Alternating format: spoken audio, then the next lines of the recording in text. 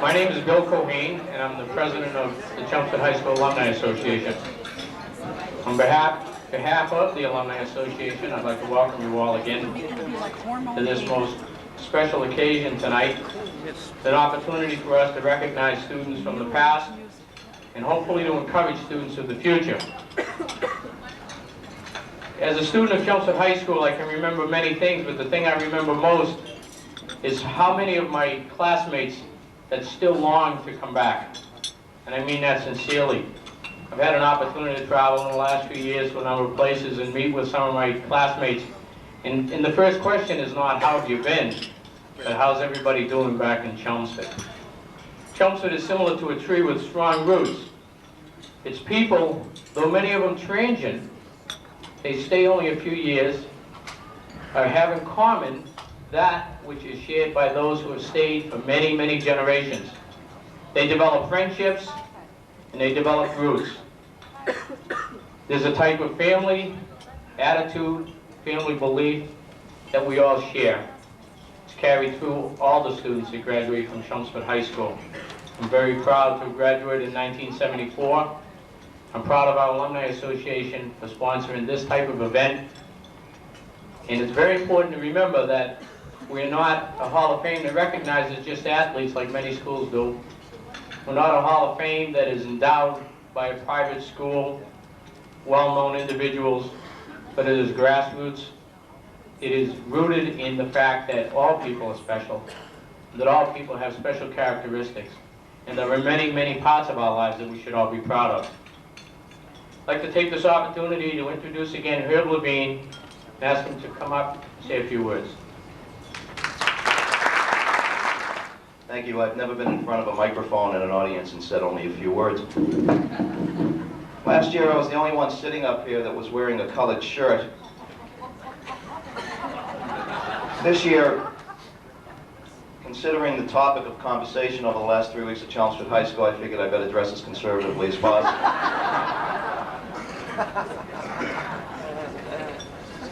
Just an aside, Maureen, I love you. Her greatest accomplishment, from what I can see, is working with her every day is is what comes most naturally to her, and she's just the nicest person in the world, Maureen.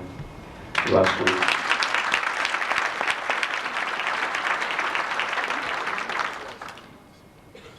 This evening I'm supposed to tell you some things that are happening at the high school, or talk about the high school, and I thought that, and I think that it's very important for graduates who have been out in the world and come back to Chelmsford or live in Chelmsford to know about what's happening at Chelmsford High School. Especially for those that travel throughout the United States and find themselves living in other areas. People often wonder, what's going on at my high school? Are we going to have people to replace us, as distinguished as this panel is, when our time has come and gone? Who is there to take our place? So I thought that rather than hear that from me, I thought that you'd like to hear the words of a Chelmsford High School student, and you can make your own judgment. I am America. America is a place where one is free to speak what they think, value what they believe, and write what they feel. It is a country rich in culture, derived from ancestors, neighbors, and parents. Yes, and America is also a state of mind. I am America. I took my first breath on February 20th, 1978, but part of me was born on July 4th, 1776. I am America. I have a commitment to be all that I can be, and to treat people as I would want to be treated. While visiting other countries, I am America, and act as such, so that we are seen in a light of truth and understanding. I am America. When the Midwest was stricken with disaster this summer, all of America was stricken with disaster. And as America, I must make a commitment that this can never and will never happen again. By using my knowledge, I can help those in need. When Michael Durant was dragged through the streets of Somalia, America was dragged through the streets of Somalia.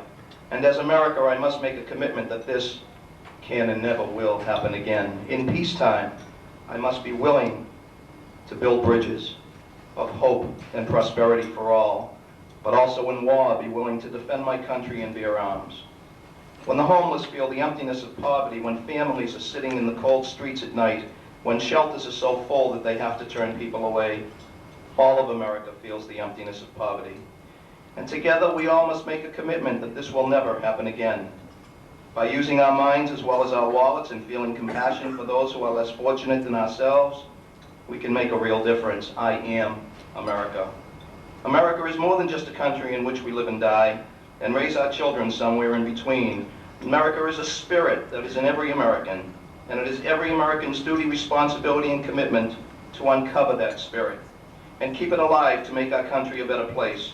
My commitment is to be thankful for what I've got and to take advantage of every opportunity offered to me to make myself better, for I am America. This was written by Vicki Groves. It was first place in the Voice of Democracy contest. I think America and Chelmsford High School is in good hands. Thank you. At this time, I'd like to introduce Mr. Richard DeFreitas, the Chelmsford Board of Selectmen Chairman. I'm very proud to be here. In fact, I am a product of Chelmsford High School. I graduated in 1957. Whereas, the Chelmsford High School Alumni Association founded the Chelmsford High School Hall of Fame in 1991 to honor past graduates in all walks of life. And whereas the Hall of Fame was established to honor Chelmsford High School alumni or former staff for outstanding community service, outstanding achievement in a professional career, or excelling in their high school careers, and whereas on March 12, 1994, the Chelmsford High School Alumni Association will induct the following Chelmsford High School alumni into the Hall of Fame: Ronald I. Bell, class of 1958, Charlton P. Boyd, class of 1937, Laurel A. Dallmeyer, class of 1977, Arnold E. Holtberg, class of 1966, Priscilla T. McAndrew, class of 1939, Maureen D. Perry, class of 1947, Judith S. Putnam, class of 1963, Francis W. Jurius, class of 1979, and George Simonian-Principal.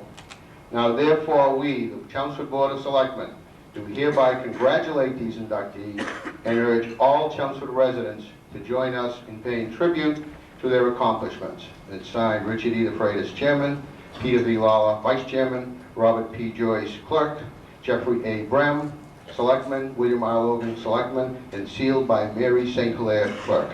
And I congratulate each and every one of you. Sincere pleasure at this time, although I have reservations about doing it. I'm going to take this opportunity to say that George Simonian is the founder of the Hall of Fame, and he has been the Master of Ceremonies. And so, in recognition of that, we are allowing him to be the Master of Ceremonies this evening, even though he's being inducted. He just won't let go of the reins yet, so. Introduce Master of Ceremonies and inductee, George Simonian.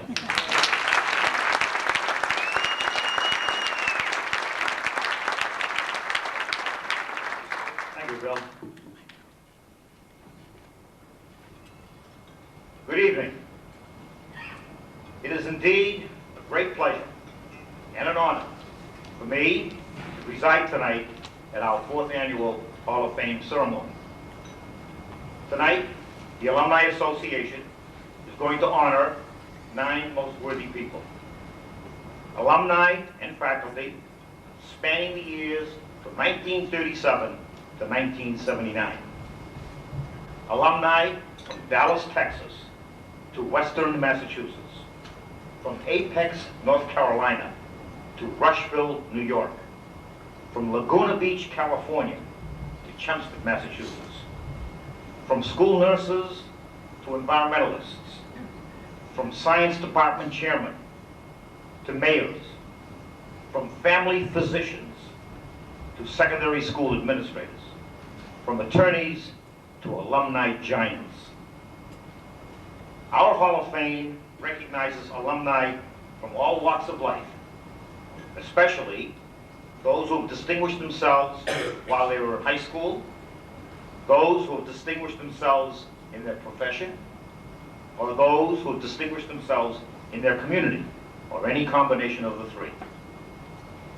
Also, they recognize high school teachers and administrators who over the years has helped make Chelmsford High School a superior educational institution.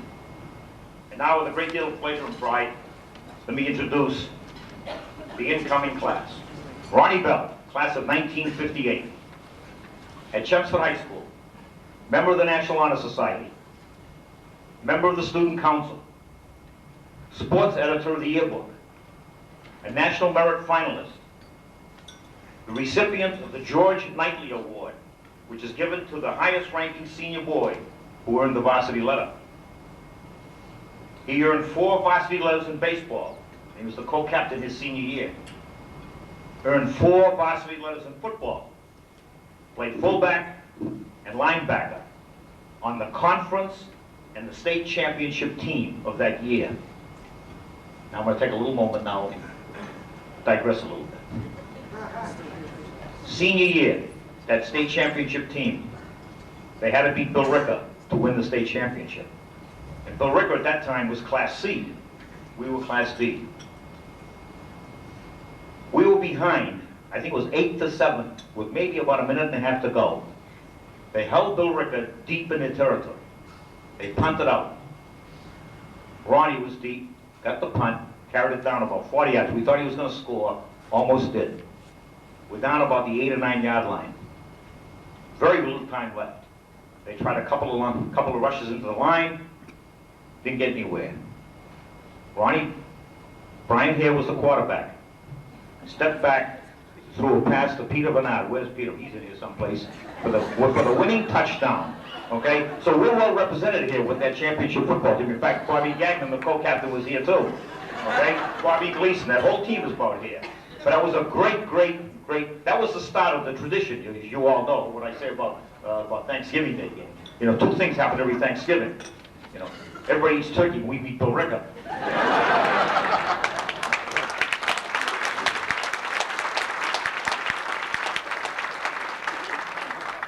Ronnie was an outstanding high school football player. Named to the conference all-star offensive and defensive teams his senior year. Named to the Boston Globe All-State football team his senior year. He had other talents. He participated in the talent show his senior year as the lead singer of a group called the Satellites. And I have to say that 2 other members of that group are here. I was going to ask them for a rendition, but I thought maybe we better not, okay? Ron Whitmore's here, and so is Peter Bernard. They were all part of that group. He was the lead singer.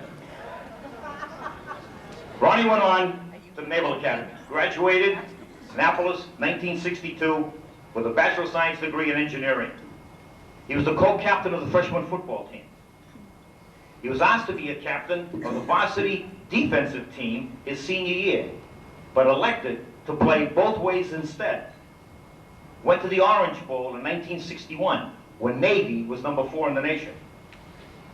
He earned varsity letters in football, baseball, and lacrosse. He was also a member of the Naval Academy Choir. Upon graduation, was commissioned an ensign in the United States Navy.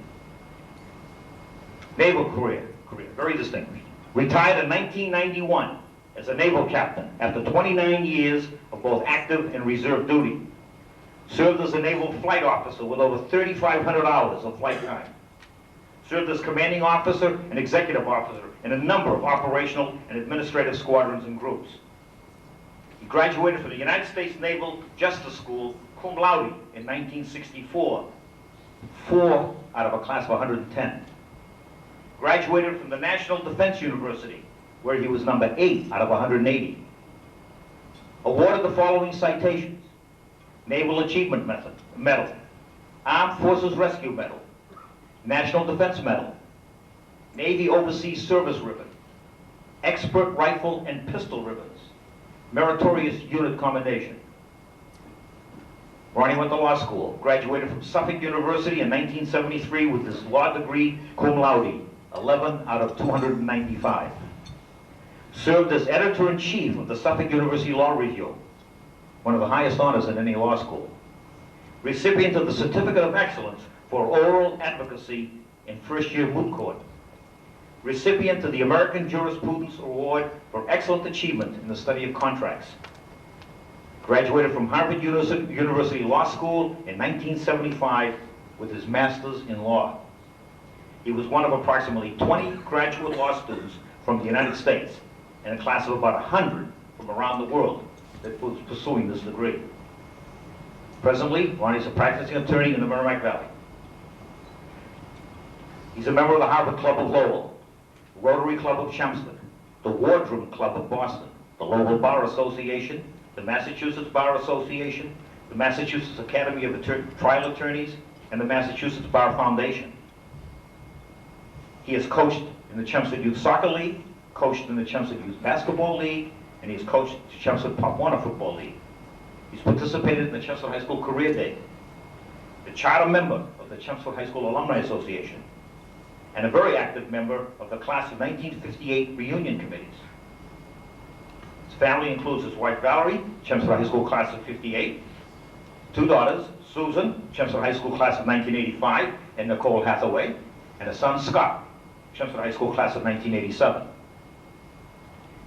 In the 1958 yearbook, under his picture, it says, among many other nice things, Mr. Football, athlete, student, gentleman, future lawyer or admiral. Ronnie, you did it all. I give you Ronnie Bell. Well, that about wraps it up. My wife was worried that I wasn't going to have anything to say, and when I got finished, I had about 19 pages. But I won't take that long, I promise. Bill, Mr. Levine, Ryan, honorable inductees, distinguished guests, ladies and gentlemen of the jury. I mean, whoops. Of course it happened. First, I want to thank fellow Rotarian Rhodes Johnson and my dear long-time friend Bobby Gagnon for thinking enough of me to nominate me for induction into this Hall of Fame. I also thank the Hall of Fame Committee and the Chelmsford High School Alumni Association for bestowing upon me this wonderful honor. My only regret is that you chose to publish a picture of me that I have been trying to forget for over 35 years. I admit I came from the Fonzie era with peg pants and DA haircuts, but that picture of me with the bouffant hairdo just does not do me justice. On a more serious note, each month the Chelmsford Rotary Club, of which I am now president-elect, hosts 4 Chelmsford High School Students of the Month. These students tell a little bit about themselves and their aspirations. I can tell you sincerely that the accomplishments of these young men and women, their contributions to the high school and the community, and the caliber of student that they represent are truly impressive. They are a compliment to our school system. And with 80% of the Chelmsford High School graduates going on to higher education, and the high school an annual favorite to receive the Dalton Trophy for the best high school sports program in this state, it is easy to understand why Chelmsford High School continues to be one of the most highly regarded secondary educational institutions in the state, and for that matter, the country. Almost 36 years ago, I left Chelmsford to enter the United States Naval Academy. I joined classmates who came from large cities throughout the United States and other countries. Some had been a year or two to a civilian college, and some had already played sports at the college level. I admit at first I felt somewhat intimidated coming from a small town of only about 10,000. But I soon discovered that the education I had received and the caliber of sports I had learned to play at Chelmsford High School were on a par with all of my classmates. In fact, I had a successful plebe year academically, and I went from 5th string on the freshman football team to co-captain. I was proud to be from Chelmsford High School then, and I am proud to be from Chelmsford High School today. To give you some idea about just how long I have been from Chelmsford, I played on the first year of the Chelmsford Little League baseball program. And back in 1957, I played on the first undefeated Chelmsford High School football team, as George Simonian said, along with my dear friend, Father Brian Hare, Bobby Gagnon, Freddie Gleason, Bobby Gleason, Peter, and a whole host of other people that some of which are here tonight. In Chelmsford High School, I developed an early interest in the art of arguing, and from that, an early interest in becoming a lawyer. George has already told you what the caption of the yearbook said about me.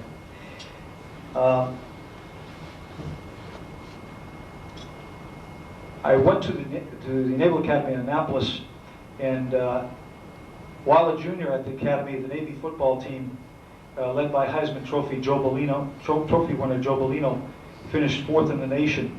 And as George said, we went to Miami to play in the Orange Bowl, where we only lost in Missouri by 1 touchdown.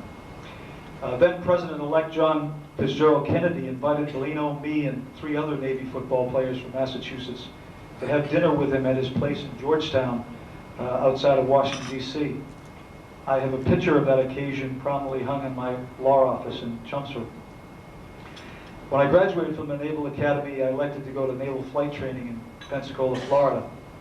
6 months later, I returned to Chelmsford to marry a former Chelmsford High School cheerleader and my high school sweetheart, Valerie Broscombe, from North Chelmsford after she graduated from Boston University. We had a military wedding at the Chelmsford Congregational Church and then headed back to Pensacola for my continuation of the flight program.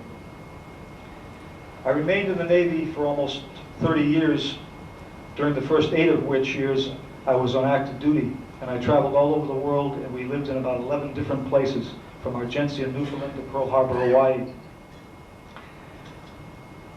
After I commanded several Navy units, including a Navy aircraft patrol squadron, I retired as a Navy captain, 1 rank below admiral.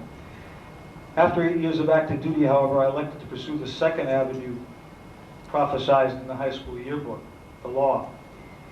As George said, I went to Suffolk University Law School, where I graduated with honors and served as editor-in-chief of the Law Review. I then became a law clerk for the Chief Justice and Associate Justices of the Massachusetts Superior Court. And I next became a special teaching fellow at Suffolk University Law School, and then went on to Harvard to get a master's degree in law. As I look back on my life, I realize how important the foundation I received from Chelmsford High School is. In addition to receiving a wonderful education and participating in a great sports program, there are some important lessons that I learned here. I learned respect for those who had lived life a little longer than I had, because teachers like Millie Hare and George Simonian and my longtime friend Alberta Mooney, and principals like John Conrad expected it and deserved it. And I learned a strong work ethic because we were taught that nothing comes easy or without effort. We certainly had some great teachers and coaches. However, the coach that I shall always think of when I think of Chelmsford High School is already a member of the Hall of Fame, Joe Nolan. The lessons I learned from him have stood me well, whether on the gridiron at the Naval Academy or before a jury in a courtroom. Now, for those of us who know Coach Nolan, I'm not talking about the famous advice to stay away from the dillies, his pet name for our girlfriends before a big game. That was certainly sage advice and his humorous way of trying to keep us focused. But what I am referring to are the ideals he instilled in all of us: hard work, teamwork, and good sportsmanship. As we strove for those qualities, we appreciated each other and became better people for it. I count myself among thousands who will always remember and admire Joe Nolan. Another man who is not here and that I do not want to overlook is my late father, Walter, who raised my sister and me and who was my earliest sports fan and an ardent supporter of everything I did. I thank him for moving to Chelmsford in 1951 and for always rooting for me. In conclusion, I want to say this too. Although we lived in many different states and countries, my daughter Susan and my son Scott also had the good fortune to attend Chelmsford High School. And my sister Norma, who is here tonight from New Hampshire, is another family member who graduated from Chelmsford High School, where she was captain of the basketball team. We all have fond memories of Chelmsford High School. I am happy that my family, including our new daughter Nicole, and my friends, including my law partner and his wife, Jean and Joanne Bernstein, could be here to share this evening with me. In conclusion, I humbly accept this great honor, but I must say I could not have enjoyed this success in my life without my best friend, to whom I have been married for almost 32 years, my wife Valerie. Without her help, guidance, and support, it would not have been possible nor worth it. Thank you all again for this wonderful tribute.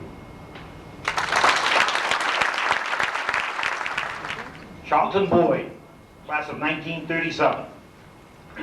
While at Chelmsford High School, member of the yearbook staff, member of the Latin club, member of the chemistry club, member of the student council, member of the varsity basketball team. I'm so sorry. Charlton graduated from Harvard, the class of 1941, with a bachelor's degree in economics. He played inter-house basketball and baseball. He was a member of the Naval ROTC unit. And upon graduation from Harvard, was commissioned an ensign and assigned to active duty. His military service, he spent most of World War II in the Mediterranean area, including North Africa and southern France, with a tour aboard the British flagship, the HMS Lawrence, as the United States Navy liaison to Sir Winston Churchill. He was presented the ribbon and letter of commendation for the work of the United States Navy liaison unit, which served Sir Winston Churchill during the invasion of southern France. He retired from the Navy as a lieutenant commander. Professional career, served as merchandising manager, general manager, business manager for a number of firms, and then served as a systems analyst for North American Aviation and for Hughes Aircraft. In 1970, he became an entrepreneur and established the Charlton Boyd Enterprises, doing extensive travel tours, from which he retired in 1985. His community service. From 1968 to 1976, he served on the Laguna Beach City Council, served as its vice mayor, and then as mayor of Laguna Beach. He served the community of Laguna Beach, Town Planning Association, the Civic League, the Laguna Greenbelt, the Laguna Canyon Conservancy, the Community Clinic, Alzheimer's and Related Diseases Association, the Exchange Club, the Chamber of Commerce, Friends of the Library, and he also is a charter and life member of the Chelmsford High School Alumni Association. Numerous awards: Life Membership Award, Institute of Certified Travel Agents, Life Membership Award, Orange County Travel Agents Association, 20-year Service Award, Friends of the Laguna Beach Library. Charlton's family includes his son Scott, daughter-in-law Barbara, their 2 children Jeffrey and Jennifer, a son Alan, a daughter Lucy, son-in-law Roy, 3 children Trevor, Whitney, and Cameron. His latest interests: gardening, walking about the neighborhood, introducing one's self to the folks hardly noticed before, checking in with victims of diseases or accident who feel all alone. And he's looking forward to the new century. I give you Charlton Boyd. We've all said it several times tonight, but really this is wonderful. I never expected anything quite as warm and proud. I will just devote just a very few minutes, I hope. Please stop me to the serious subject that at one time Chelmsford had to worry about. And it's what I would term quality education in a time of economic adversity. And there was such a time in Chelmsford. We had problems. In this world of education, there was a lowered expectation with many within my generation. It began with the Wall Street crash of 1929 and was followed by a full-fledged depression. Some of us have to read that, even me, in the history books. And some of us were either quite young at the time, but for sure we didn't really fully appreciate the panic that began with the crash of '29. There was a loss of faith, believe it or not, in education. There were dropouts. Finding a job, any job, they sound familiar, a primary worry. The job market for qualified commercial students was scary. The probability of highly qualified students looking forward to a college education was very limited, or certain in this case, that probably they would not be able to do it. And there were cutbacks in staff, in facilities, and in services.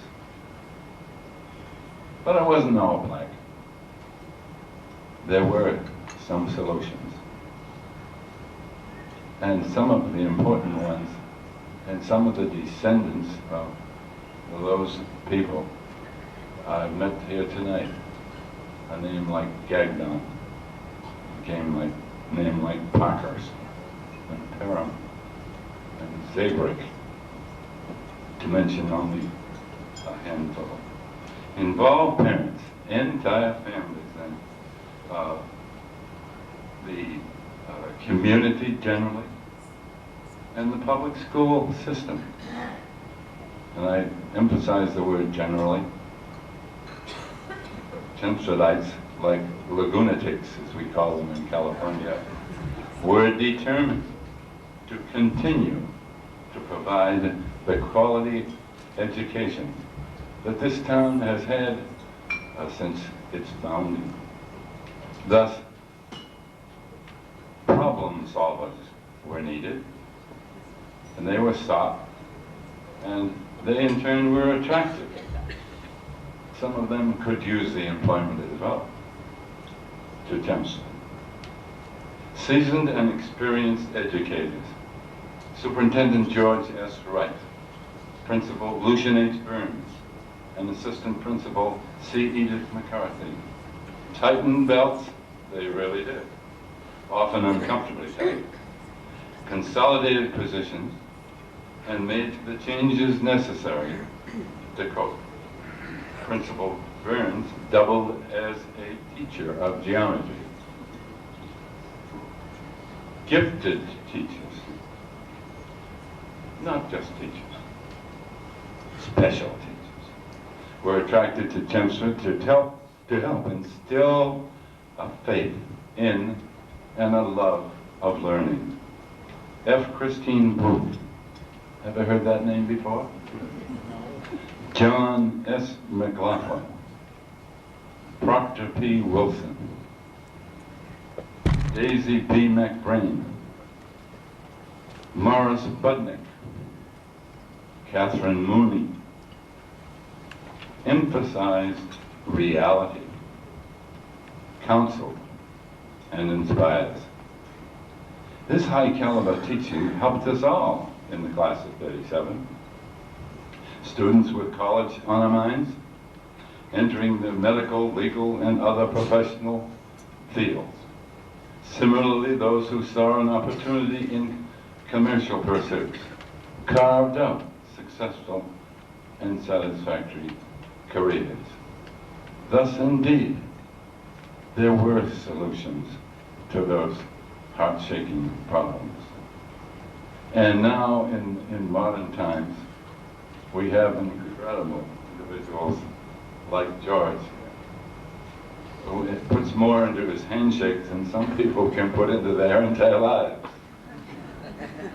And someone that I'm already calling Bill Cohen. He's that kind of,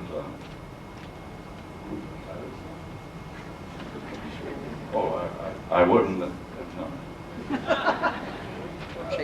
Really to be congratulated, no matter who are involving so many of the alumni, probably in some sneaky ways, because it doesn't matter where we live. They find us. And their Hall of Fame, and what a wonderful name. It impresses everybody in Laguna Beach, California. Their endowment scholarship fund and their life membership programs are vital to the high school and to the high school spirit, which I remember with a kind of a thrill through all of these, what have been long years. Well, I didn't realize it until recently when my back began to notice me. And so, in a time of world depression and uncertain futures in Chelmsford High School in the 30s, not the 90s, in the 30s, somehow was able to provide quality education to my wonderful class of 37. And to all of those that have left us in my class, and those of us in my class carrying on, and all of you incredible people of, should I say, Chelmsford, Chelmsford, or Chelmsford. Thank you. Laurel Dallmeyer, class of 1977, Chelmsford High School, member of the Drama Club, member of the French Honor Society, member of the chorus, member of the championship math team, president of the National Honor Society, a National Merit Scholar, a presidential scholar, very active with a church youth group and the Girl Scouts of America. Went on to college, graduated with a Bachelor of Science degree in physics, cum laude, from Bates College in 1981. She was a Charles Dana Scholar, which is awarded to 10 freshmen who show the greatest leadership potential. At Bates, her activities included the Women's Awareness Group, peer counselor. She was a physics tutor and a lab assistant, outward bound tutor. She was awarded the Hardy Prize for best performance in the humanities of a science major. Member of Phi Beta Kappa. Laurel then went on to medical school. Graduated from the University of Massachusetts Medical School with her MD degree in 1985. While there, she served as the student member of the Board of Trustees her senior year. Served as the student member of the Admissions Committee her sophomore year. She completed her residency in family medicine at the University of Minnesota in 1988. She was awarded the Resident Teaching Award by the Society of Teachers of Family Medicine. She received the Park Davis Award given annually to a family medicine graduate going into teaching who shows leadership potential. In the fall of 1984, she made a presentation at the Minnesota Surgical Society meeting. Made a presentation to Minnesota Academy of Family Physicians Scientific Assembly in the spring of 1985.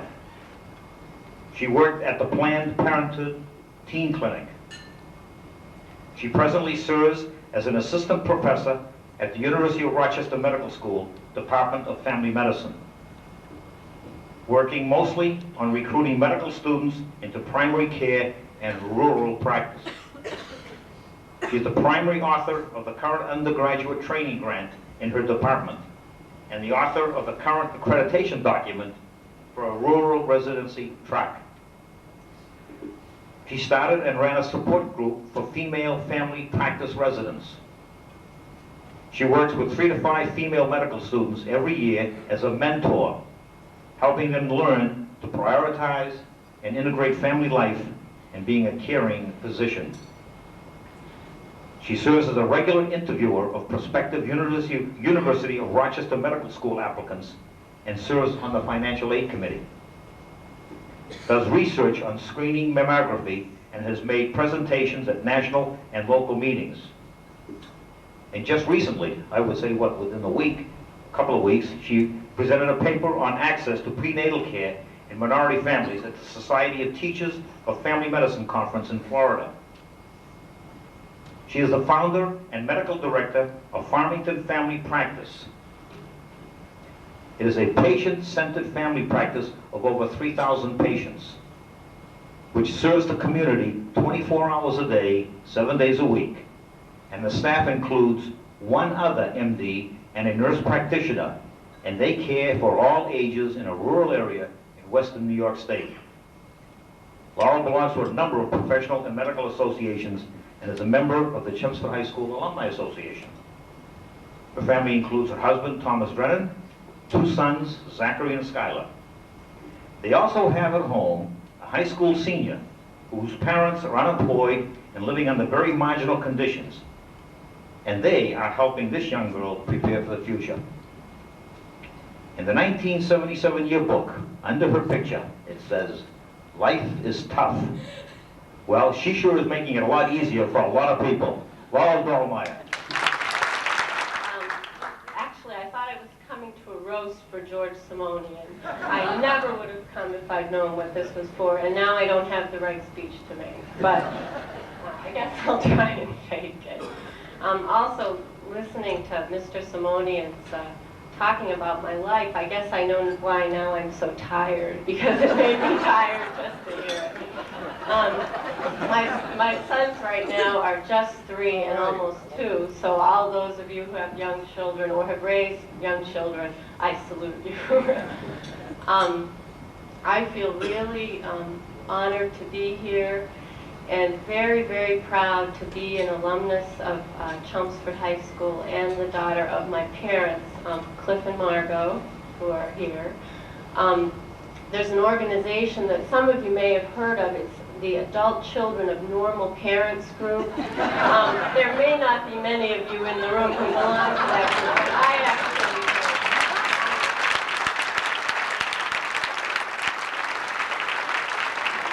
I would really like my parents to thank, I would really like to thank my parents for giving me all the love and attention and support that I needed when I was growing up. Hats off to you.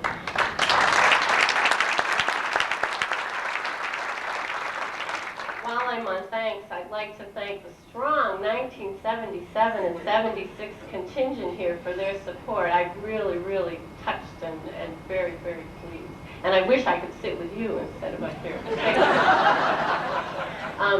Chelmsford High School did give me my interest in medicine. I had a teacher for biology class in 10th grade, Mr. Toronto, who was entrusted with the odious duty of explaining health to us. And I had not really decided to go into medicine at the time until that lecture that he gave. And that really was one of those, shall we say, seminal moments in my life. When he was explaining health, trying to keep his voice in the normal range and not let his face go totally red. Listening to him talk to us, I really felt like, gee, if he can do this, I can probably do this too.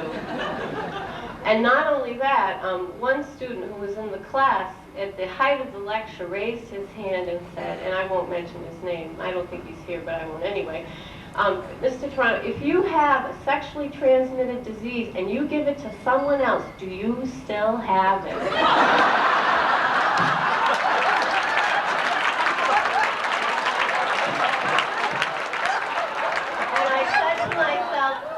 Help people like that.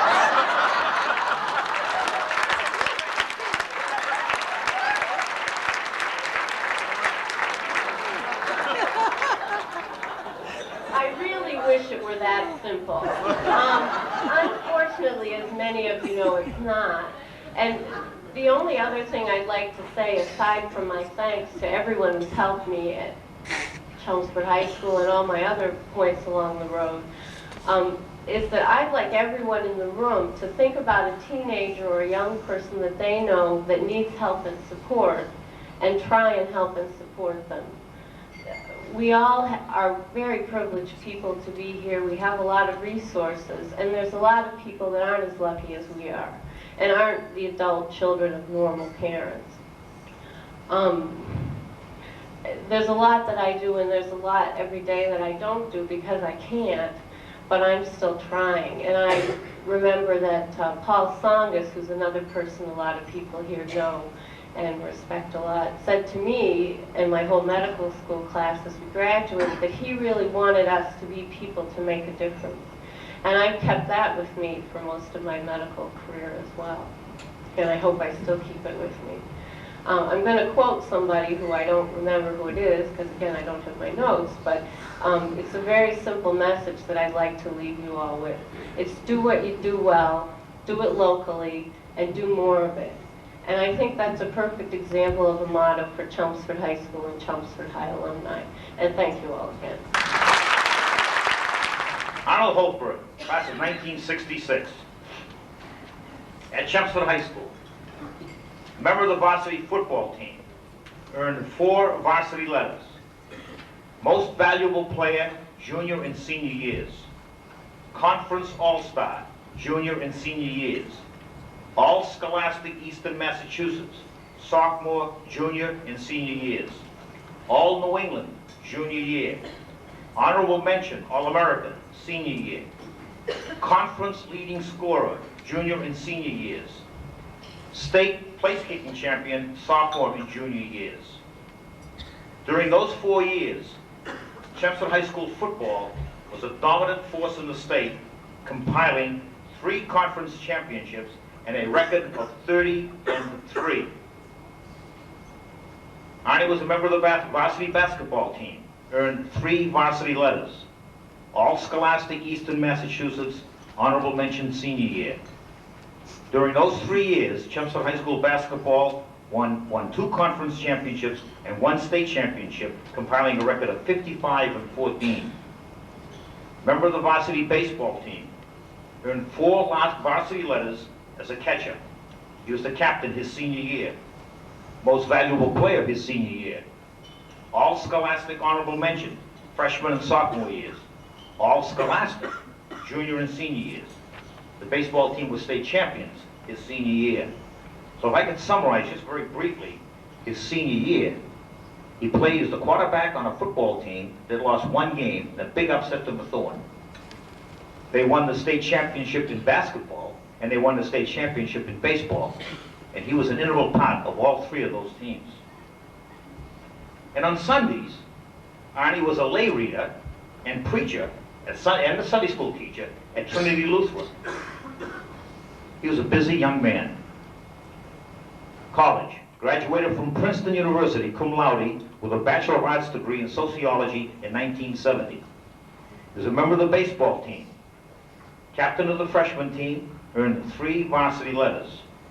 Junior year honors. All District 2 NCAA second team. All Eastern Intercollegiate Baseball League second team. All Ivy League second team. Received the Clark Trophy as Princeton's outstanding player. Senior year honors. NCAA Coaches All-American. All District 2 NCAA first team. All Ivy League first team. All Eastern Intercollegiate Baseball League first team. Received the Kafer Trophy for outstanding contribution to Princeton baseball. Graduate school. Graduated with a Master of Arts degree in religion in 1976 with a major in pastoral care and counseling from the Lutheran Theological Seminary in Philadelphia. Arnie played a little professional baseball with the Yankee organization in Florida and then decided to enter the teaching profession.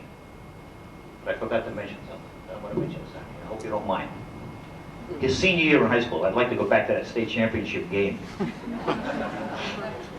It was played in Winchester, a neutral site, and I had forgotten who we beat, but Arnie refreshed my memory. We beat Stoughton. But at the game, I'll never forget, his father was a huge man also, and he was standing there. And there must have been at least 3, 4, maybe 5 professional baseball scouts, okay? Because they know he had a great baseball talent. And they kept walking around his father, because in those days, you know, you can't really talk to the kids. And finally, I don't know what inning it was, the father turns around and says, look, fellas, leave me alone. He's going to go to Princeton, come back in 4 years, okay? And I'll never forget it because, you know, we sometimes talk about the press and how they can be nuisance, but I'll never forget that. And it was, his father was just a super person, and of course you can see that from Arnie. But I'll never forget that, and it sticks in my mind about how that was handled. Did a nice job. Anyway, I wanted to get that out. His first stop in education was at Lawrence Academy, where he was from 1973 to 1976. Teacher of social studies, advisor to minority students, head basketball coach, assistant football coach, and JV baseball coach. His next stop was the Lunenburg Public Schools from 76 to 78. Teacher and counselor, assistant football coach, JV baseball coach. Back to Lawrence Academy, 78 to 82. Dean of Students, chairman of the Department of History and Social Sciences, head football coach, director of the Elder Hostel Program, an educational opportunity for people over 60. I never heard of it, but anyway. At the time. No, I know. Program. Hong Kong International School from 1982 to 1988, where he was the high school principal of a co-ed school of 490 students. Then on to Louisville, headmaster of the collegiate school from 88 to 93, a co-ed college prep school of about 550 students.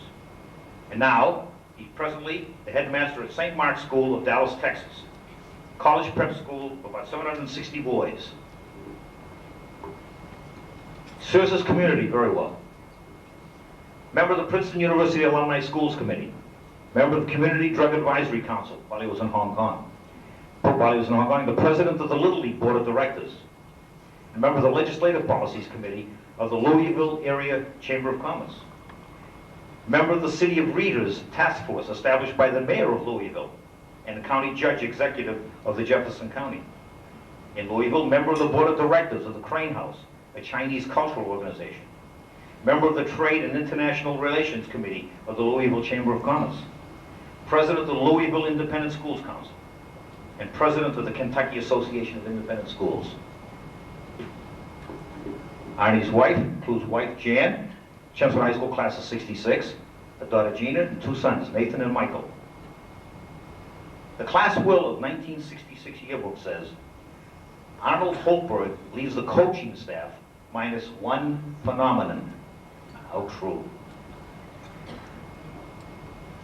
I've been watching Chelmsford High School athletics since 1957. And during that time, I have to say that Arnie is the best all-around athlete, scholar athlete, that I've had the pleasure of knowing. This is Arnold Holtberg.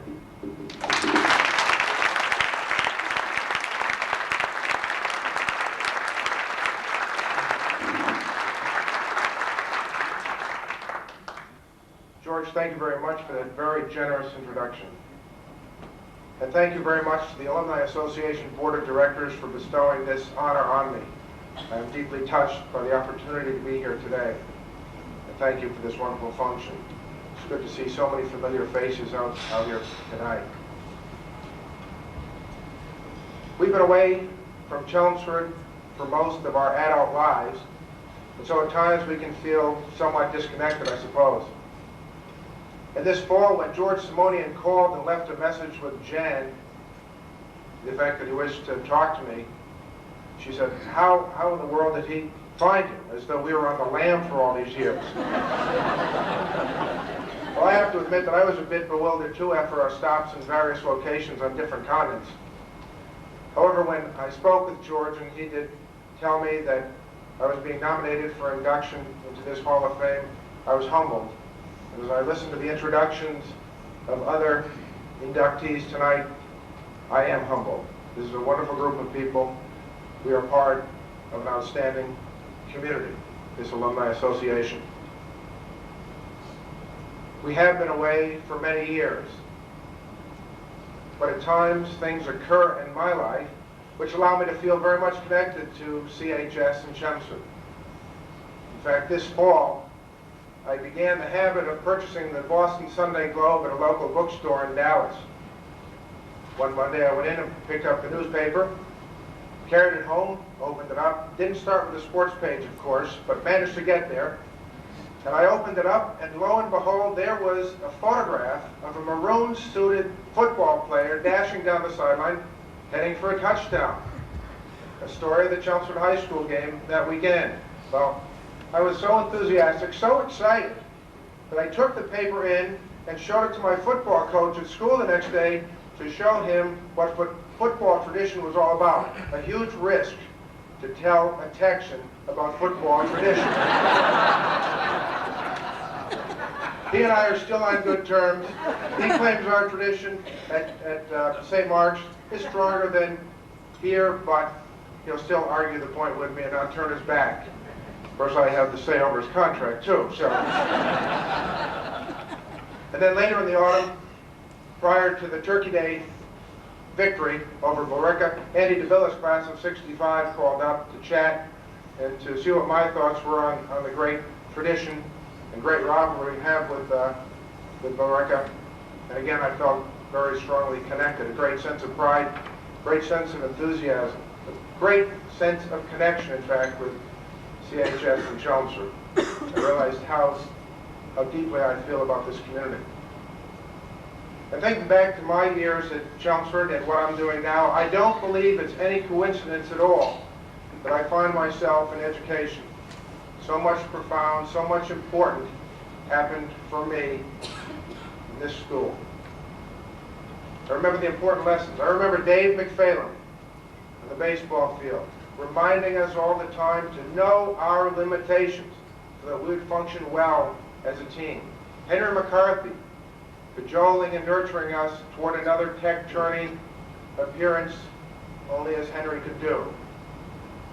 And Tom Eck, crusty, tough, hard-nosed, cornering me between my sophomore and junior years, challenging me to be the best I could be in the classroom as well as on the field, saying, Arnie, I can't mimic Tom's voice quality, but Arnie, it's about time you decided what you wish to do and how good you can be. I'll never forget that moment, and I think it was a watershed moment in my life. Many of those things happened for me here at Chelmsford High School. I remember a separate piece with Martha Kaneen. Back in my days in Hong Kong, I remember visiting and observing one of my English teachers who taught that. And when we sat down to discuss a separate piece, I lapsed into telling him about how great it was in Chelmsford High School with Miss Kaneen. I remember Leo King's guidance, not only in geometry, but also the day he asked me to leave class, and that's a polite way of putting it, because I was behaving in a pompous and overbearing manner. A seemingly trivial moment, perhaps, but I still remember it very well. Writing a paper on Valdin-Weed by Saint-Exupéry in Don Boucher's class.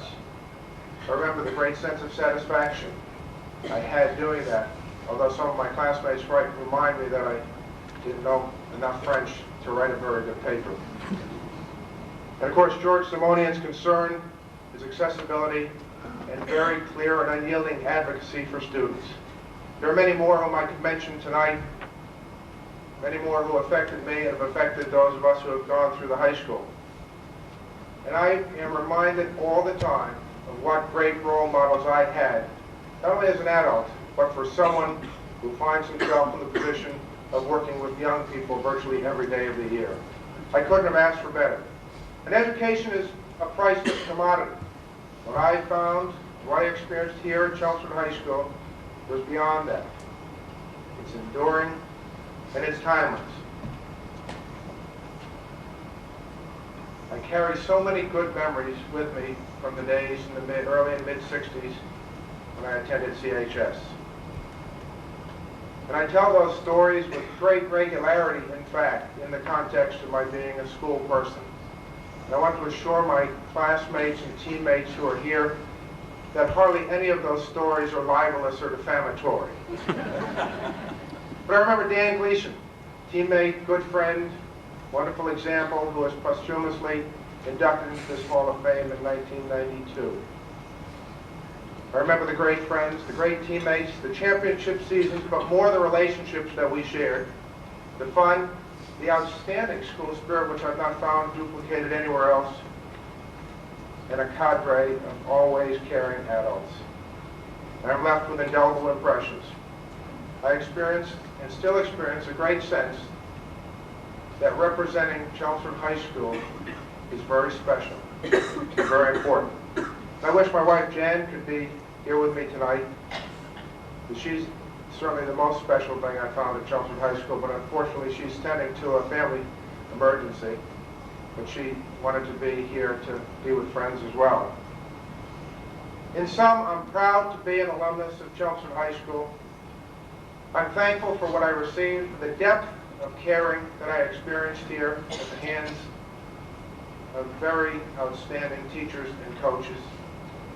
And I'm both proud and humbled to be inducted into the Hall of Fame tonight. Thank you very much. It's really great to be here with you. Member of the varsity football team throughout his high school career. Captain his senior year. That team compiled an undefeated record as they went 10-0, won the Merrimack Valley Conference Championship, and they lost a heartbreak at the Catholic Memorial in the Super Bowl. Frank was named to the Conference All-Star team, named to the All-State team, and High School All-American.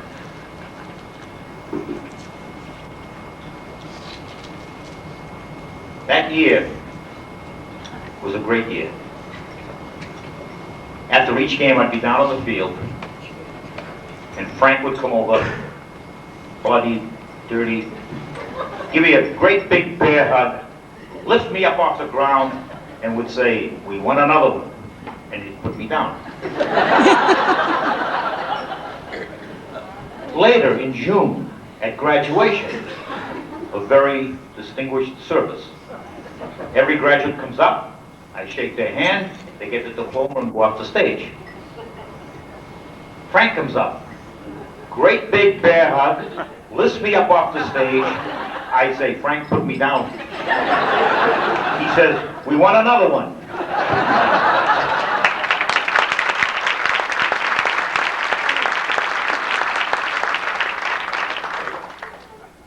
Frank was a member of the indoor and spring track teams throughout his high school career. Captain of each team his senior year. State shot put champ winter of his senior year. State shot put champ spring of his senior year. Frank still holds the school record for the shot put for both indoor and spring track. The winter and spring track teams were state champions his senior year. He was named to the conference and state all-star teams as a shot putter and a high school All-American. He was probably the most heavily recruited football player for Chelmsford High School during my years at CHS. In fact, the famed Joe Paterno of Penn State came personally to Chelmsford High School to sign Frank to Penn State. Frank went to Duke. Frank served on my principal's advisory committee. That was made up of a bunch of students. We would meet once a week on Fridays, around 10 o'clock.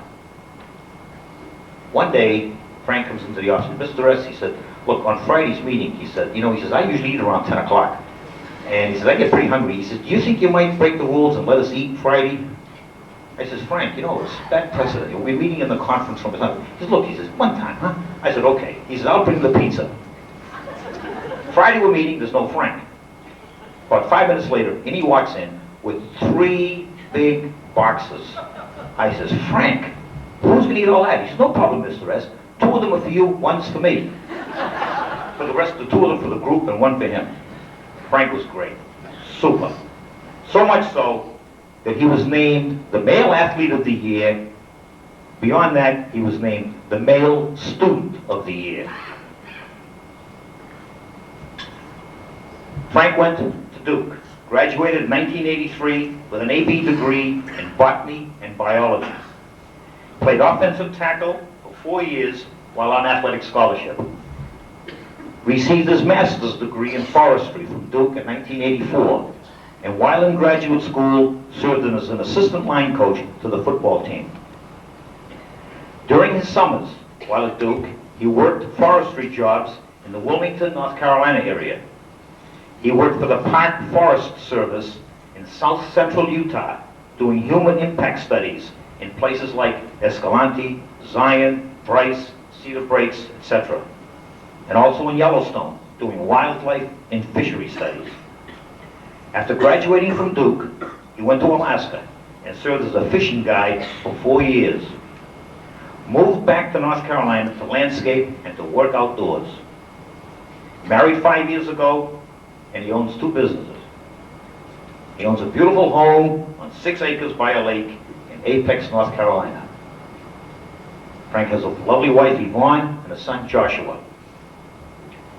The 1979 yearbook, among the senior superlatives, he was voted the friendliest male, and he was quoted as saying, "Thank God I'm only a country boy."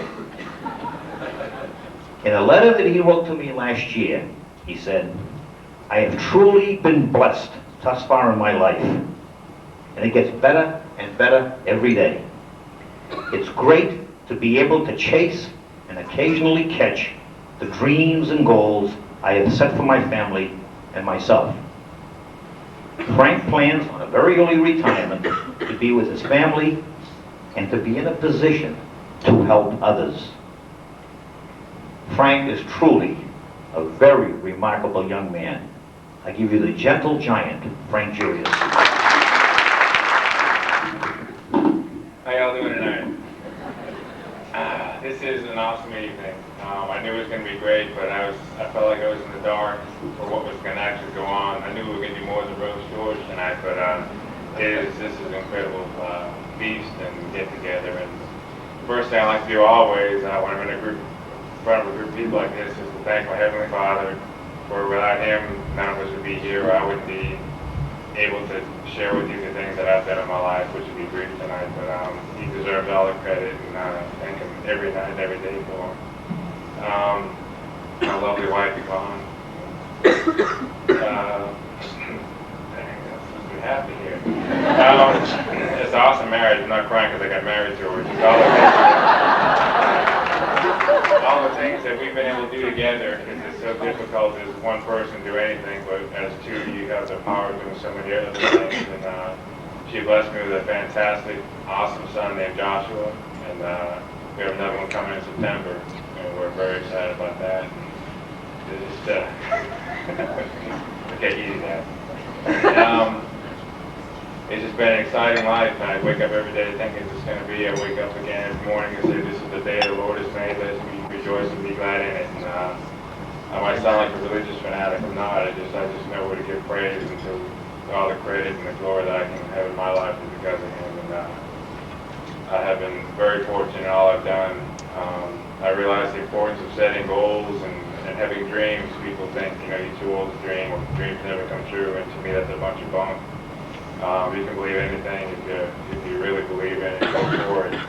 And going back to my high school days and just seeing anything I could possibly do as an athlete I could achieve, and I did. Duke was a whole new experience for me, because football and track and everything was very fun for me in high school, and all of a sudden it was a job, and it was very much a business in college, and very quickly after my freshman year I go, what in the world did I do? But seeing I signed for 4 years, I stayed in, made the best of it, actually did very well, and all these people up here graduated cum laude and everything at their institutions. I graduated from Duke, thank the Lord, I tell you.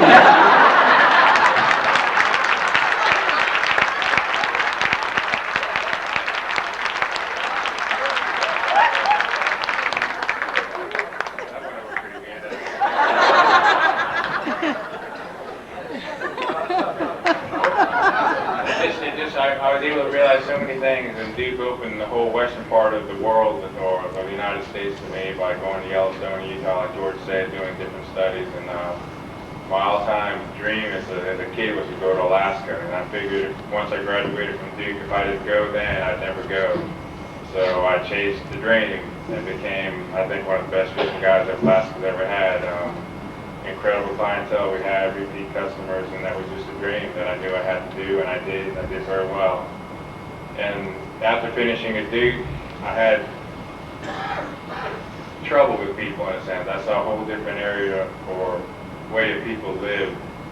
Not Southerners by any means. They're some of the most awesome people in the world, but I think in the academic world and a lot of people coming to Duke that, I don't know, were favorite silver spoon, I guess, maybe, to say, to maybe describe them, but so I went to Alaska to get my sanity back and stuff and to get away from people. And I actually went there not ever seeing any people except the ones we've flown in to realize how important people were and how nothing can be done without people. And so basically I found out the most important thing in my life is something I was running from in a sense, to be able to put it all together in Alaska. That was a big part of my life. And my wife came with me my last year, and we have a family now, and I was able to set a whole new set of goals that I'm going to be doing now for my family and myself as we continue on our life in North Carolina. It's an awesome place, and we're just very happy to be able to do what we do. We've met a lot of people, and I learned very quickly, for me anyway, a lot of people are very happy with jobs and stuff, but working with somebody else is not my cup of tea, so I'm able to be self-employed through business now, doing very well, and I have a lot of time with my son in the morning, taking him to school, we go on field trips together, and I can control my life, and it's just like I'm totally unemployable right now. I think that would be real bad for me to go, and it's just awesome. Just so much has happened to me in my life, and I'm just so happy. And they say that the success is the progressive reality of predetermined, worthwhile goals that are stabilized with balance and purified by belief. And I have an awful lot of success going on. It's not, to me, success is not a destination, it's a journey. And if anyone ever stops doing anything in life because they think they got somewhere, I believe it's a mistake, and I just never want to be idle in anything I do. The Chelmsford High School, to me, was the most important education that I could have gotten, even going to a very prestigious school as Duke University, going through a master's degree. Because Chelmsford was able to teach each individual student something about themselves, all the possibilities that were there. I had the athletics that I was able to participate in at CHS, which is wonderful. And the coaches that I had there were some of the best coaches that I've had, again, all through my collegiate career. Chuck Cook is here tonight. It was so awesome to see him. And Coach Lang, they got an awful lot to thank y'all for. And Coach Cato is not able to be here tonight. Talk about inspiration, mentors that I've had in my life, especially those coaches. It's much more at a personal level. And everyone says to be successful in life is to grow up, get a good education, get a good job, work hard, you're gonna be okay. But if you look at Social Security Administration, 98% of the people are broke at 65. And I kind of saw that there, and that's why I've gone the route that I have. If I just can't stress again, anyone who's out there, and I don't think there's anyone here that's still in high school, but the teachers that are here and stuff, the high school education is so important, I think, as opposed to anything else. And in fact, there's a book that I've read that everything you ever want to know in life is you learn in kindergarten, and a lot of that's true as far as education and things and what you want to do. What I got from Chelmsford High School, just the well-roundedness and everything I have is just unbelievable, and it's something I never saw in any of the big people that were coming in to do. George, I can't thank you enough, and all the people who are responsible tonight. It's an awesome evening, and it's good food and good fellowship, and I look forward to meeting a lot more of you maybe as the evening goes on. I look forward to listening to more of the speakers. We've had some awesome folks here tonight. I hope I can meet some more of the people who are already in, and maybe meet some of the people who are sitting out there who will be here next year. It's awesome. It's first class, just like I knew it would be, and it's just great to be here, and I just want to thank y'all a whole bunch. We'll see y'all later. This aspect of the program is a little different than what we've done in the past. The Hall of Fame was designed to recognize students, faculty, instructors for their achievements. But that's not the only thing that makes a school, and that's not the only thing that makes that person. There are many organizations and individuals who have contributed greatly to the success of Chelmsford High School over the years. So early on, the Alumni Association decided that it was important to recognize these groups and organizations.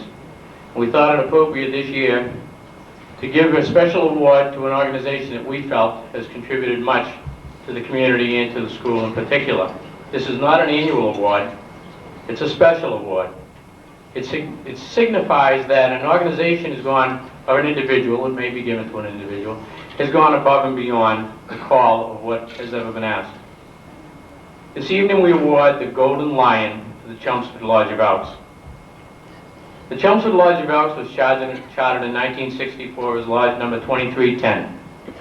For the past 30 years, the Chelmsford Lodge has been the home of caring, generous individuals committed to the principle, it is better to give than to receive. Some of the highlights of this club's contributions, and I do mean highlights because it would take an entire evening to list and disseminate the information on what this organization has contributed to both the high school and the community of Chelmsford. For approximately 25 years, the Chelmsford Lodge of Elks have awarded scholarships worth $6,000 per year to Chelmsford High School students. The Elks have sponsored Student Government Day for 12 years. They present students the opportunity to meet town officials and to learn the jobs of the town officials. During the day, the Elks provide a lunch, and in the evening, a dinner at which the parents, students, and officials can get together. Another dozen years, the Chelmsford Elks sponsored the Chelmsford Students of the Month and the 2 Students of the Year. The Chelmsford Lodge has sponsored the Chelmsford High School Activity Awards Night for 10 years. This awards night recognizes students who are not necessarily active in sports, but who are active in other extracurricular activities. The school holds an evening whereby they give them awards for these particular activities. And the Elks provided sweaters with the Chelmsford High School emblem on them, maroon sweaters to all the award recipients. From its inception in 1985 to the present, the Elks have graciously opened their doors to the students of Chelmsford High School, participating in the after-prom breakfast. A permanent and visible donation given by the Elks stands tall near the entrance to the George Simonian Alumni Stadium, the flagpole on which the CHS flag flies.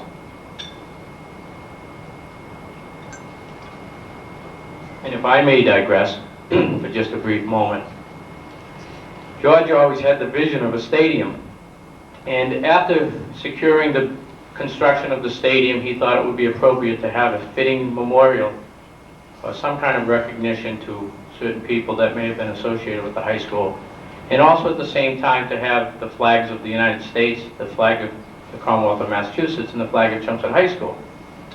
Well, Dr. Curry, a well-known dentist in Chelmsford, got word that George was looking for something.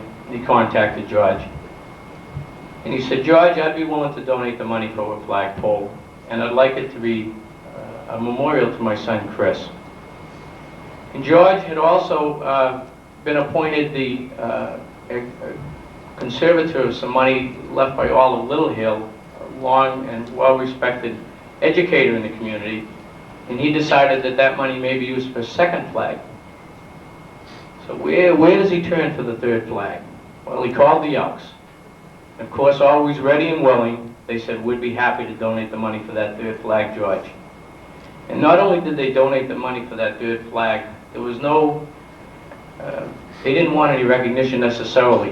What they wanted, and it was done, that it has been given in the name of the memorial of Joe Nolan, who Lonnie Holtberg so fondly remembers, and many of you here this evening, a great teacher and coach. And that's how we have those 3 flags there to this day. Keep in mind that all of these events took time, financial resources, and the use of the facilities of the Chelmsford Lodge of Elks. They have always been open, willing, and able to give of these freely. It is my sincere pleasure to award the first Golden Lion for outstanding contribution and commitment to Chelmsford High School to the Chelmsford Lodge of Elks. And at this time, I'd like to show you the award.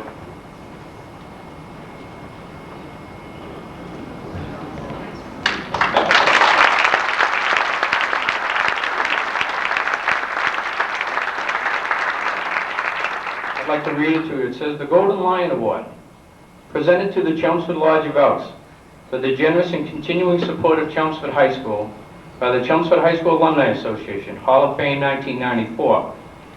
Please join me in welcoming the exalted ruler of the Chelmsford Lodge of Elks, Mr. Robert Phillip Brown, and Dave Pacheco, past exalted ruler, accepting the award on behalf of the Lodge."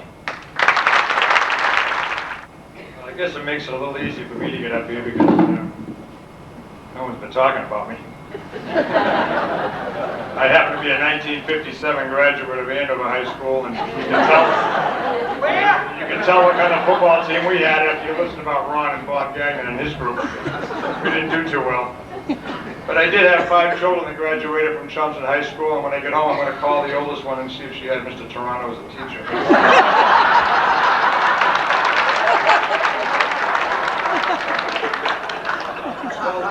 Members of the board here and ladies and gentlemen, it really is truly an honor on behalf of the Elks to accept this award.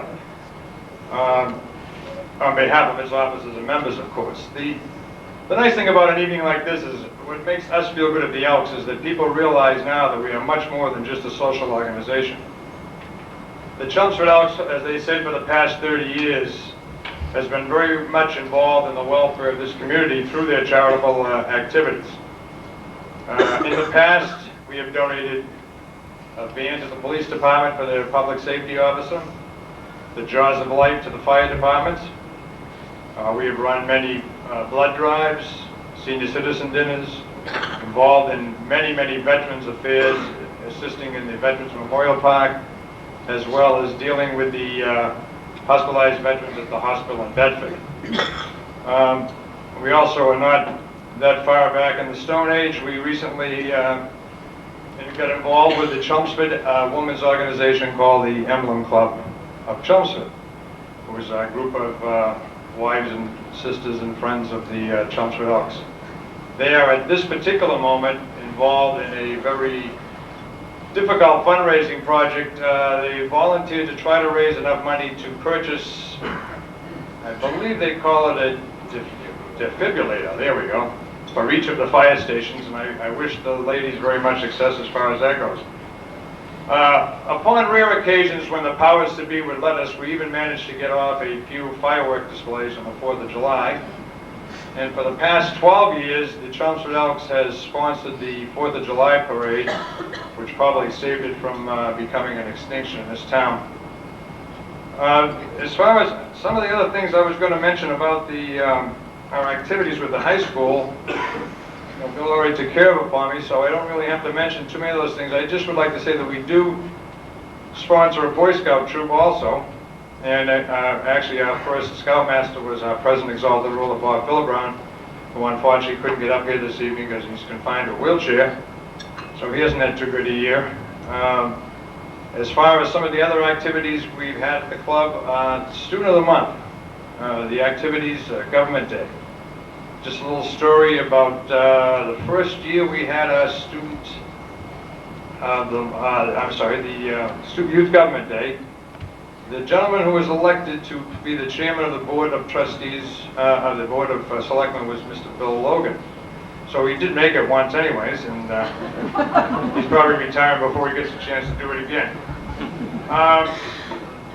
Actually, as far as the after-prom breakfast, we do host it. It wasn't our idea, but it was presented to us, and we were very happy to do it. And the flagpole, of course, you know, George asked him, what can you say to him? I still had kids in school. I had to get him out of there. So we gave him the flagpole. We also sort of gave out the job of picking the Grand Marshal of the 4th of July parade. We figured we were doing too much and everybody would think we were kind of snooty. So what we do now is we have the townspeople of Chelmsford submit to the lodge a letter recommending a Citizen of the Year. The person that is picked as a Citizen of the Year is therefore honored as Grand Marshal of the parade. Other than that, I won't bore you with too many other things we do. We do though help individuals and families besides. During my year, we got together with Maureen, who was always willing to help and gave us some list of some needy children we were able to give toys to. We recently purchased a very special dog for a very special young man. As I was sitting at the table tonight, I just found out we have a problem with the dog. He became so overprotective of the young man that he's taken care of. He's starting to growl at other people. So the dog's been taken away, and I understand he's going to have a new one next week, hopefully. And we also recently purchased an electric chair van for a very, very young lady who has a very bad heart. And this is the type of things we do, and we hope we continue to do this in the future. And I would just like to thank you again for picking the Chelmsford Lodge of Elks as the first recipient of the Golden Lion Award. And we greatly appreciate it, and I assure you that it'll be someplace set in our lodge room where everybody will see it, including the public, because we want to be able to share it with everybody, because they made it possible for us, and we thank you again.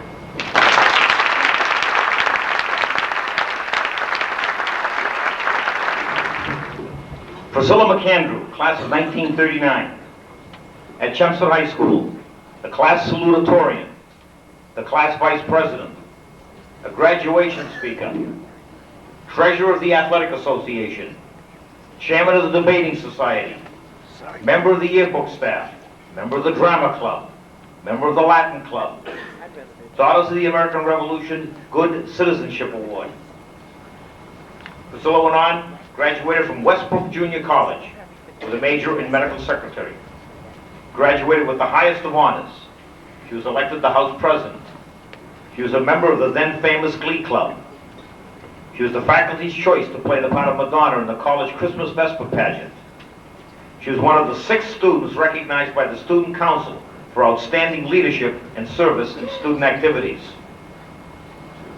Priscilla's professional career, secretary to Dr. Elliot P. Jocelyn of Boston from 1941 to 1945. As you all know, he was the famous world specialist in diabetes and founder of the Jocelyn Clinic. She was the secretary to the principal of the McFarland School from 1959 to 1962. Then, executive secretary, and then finally, administrative assistant to Dr. Thomas L. Rivard, the superintendent of schools in Chelmsford from 1962 to 1986. And I'll tell you that in those days, there were times pretty tough. But if you wanted to go in to see Dr. Rivard, before you did, you checked with Priscilla, because you had a pretty good idea of how things were going. And she'd kind of clue you in as to, well, this might not be a good time. Or, well, now's a good time, okay? So Priscilla had her finger on the pulse of the situation. An outstanding, outstanding executive secretary. She retired in 1986, but back to work in 1989 as the Assistant Medical Staff Coordinator at Laurel General Hospital from 1989 to 1993. She was involved in PTAs, Brownies, Little League, and everything else while her children were growing up. She has been a committee member for all 5 class of 1939 reunions, a square dancer with the Alpine Square Dance Club, and she's a charter member of the Chelmsford High School Alumni Association and has been the membership secretary for the past 5 years. And she keeps in touch with every one of our members. An outstanding, outstanding person for the Alumni Association. Family includes sons Brian, Chelmsford High School class of 62, Kevin, who passed away a couple of years ago, Chelmsford High School class of 1964, David, Chelmsford High School class of 71, the daughter, Judy, who's here tonight, Chelmsford High School class of 1967, and all of them association members. She has 11 grandchildren, 2 great-grandchildren. The 1939 yearbook predicted that she would be a doctor's secretary, a prophecy that became a reality. Not only to doctors, but to the Alumni Association. Let me tell you, this is one great lady, Priscilla McAndrew. Thank you, George, very much. Plaudits and accolades. And thanks to the Hall of Fame Committee for inducting me tonight in the 4th Annual Chelmsford High School Alumni Hall of Fame. It's a great honor, and I'm very proud. I'm also humble, and I'm particularly pleased to be following in the footsteps of a friend of mine from the class of 1939, Dal Johnson, who was inducted in the Hall of Fame last year.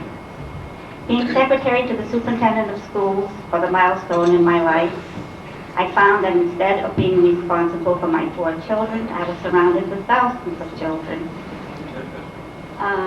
It was a learning experience and very rewarding. Dr. Rivard was a great administrator. He had a keen sense of old-fashioned values, and we were a good team. I admired him tremendously. Under his leadership, education flourished in the town of Chelmsford, and the Chelmsford school system became one of the best in the system, a reputation it holds to this very day. My attention and energies are now focused on the Alumni Association, an organization which is growing by leaps and bounds, thanks to the tireless energy of your Simonian, Bill Cohane, and board of directors. Their goal is membership of 5,000 in the year 1995. They call it 5 in 5. It's a great challenge, but I'm sure it will be met. I love to work. I thrive on it. I remind myself of the newest interstate battery I saw in my son's warehouse last week. It's called a workaholic. And I like people. That philosophy came from a little verse I found pinned on the wall over my typewriter the first day of my first job at the Jocelyn Clinic. I'll share it with you now. Little thinks in the field yon red-cloaked clown, a bee from the hilltop looking down. The heifer that lows in the upland farm, far heard, blows not thine ear to charm. The sexton tolling his bell at noon, deems not that great Napoleon stops his horse and listens with delight, while his file sweep-round yon Alpine's height. Thanks for coming tonight and helping celebrate this wonderful occasion with us. I hope you enjoyed your dinner, and I hope you see you all again next year. Maureen Perry, class of 1947. Chelmsford High School, member of the Glee Club, member of the French Club, member of the Junior Red Cross Club, member of the band, member of the varsity basketball team, member of the varsity softball team. Upon graduation from high school, Maureen went to nursing school, graduated from the Laurel General Hospital School of Nursing with an RN in 1950, and for years has continued to be current in the field of nursing by taking courses on a regular basis. Her professional career, Laurel General Hospital for 10 years, from 1950 to 1960. For 7 years, she was the head nurse in the delivery room, and for 3 years, she was the night supervisor. From 1965 to 1968, she worked at the All Saints Kindergarten program, and as she put it, having a great time working with the little kids.